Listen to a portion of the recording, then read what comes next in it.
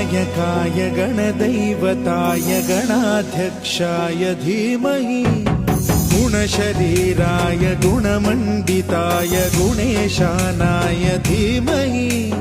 गुणातीताय गुणाधीशाय गुणप्रविष्टाय धीमहि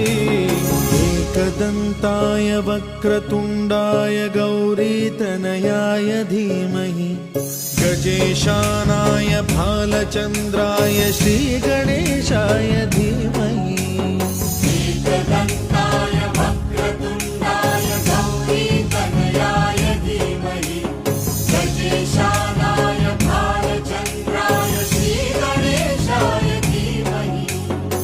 गानचतुराय गानप्राणाय गानान्तरात्मने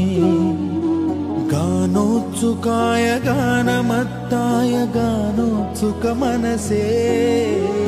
गुरुपूजिताय गुरुदैवताय गुरुकुलस्थायिने गुरुविक्रमाय गुह्यप्रवराय गुरवे गुणगुरवे गुरुदैत्यकलक्षेत्र